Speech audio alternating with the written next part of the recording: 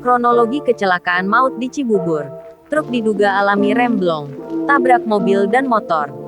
Insiden kecelakaan maut terjadi di Jalan Alternatif Cibubur arah Cilengsi, Bekasi, Jawa Barat, Senin tanggal 18 Juli tahun 2022.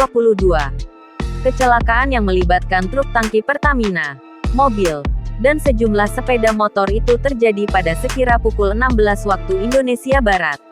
Kapolres Metro Bekasi Kota, Kombes Pol Hengki membenarkan peristiwa tersebut. Kombes Pol Hengki juga mengatakan, belum ada informasi terkait berapa jumlah korban akibat kecelakaan di Cibubur tersebut. Namun, ia membenarkan ada korban tewas dalam insiden tersebut. Sementara itu, dalam data yang diterima tribunnews.com, kecelakaan itu terjadi di Jalan Raya Alternatif Transyogi Cibubur depan CBD RT 1 RW 1, Kelurahan Jatirangga, Kecamatan Jatisampurna, Bekasi. Adapun kronologinya, truk tangki Pertamina mengalami remblong lalu menabrak sejumlah pengendara yang berada di turunan. Lantaran mengalami remblong, pengemudi mengambil inisiatif membanting setir ke kiri.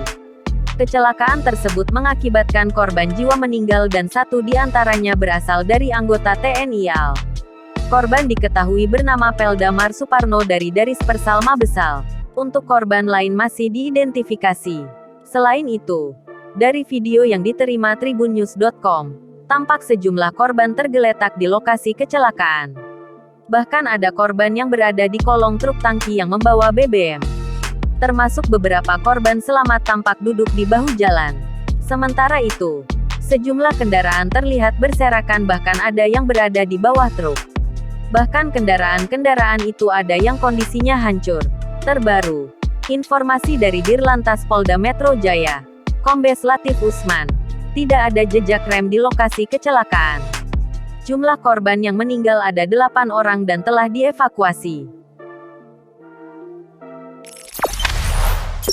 Jangan lupa subscribe, share, komen, dan like ya!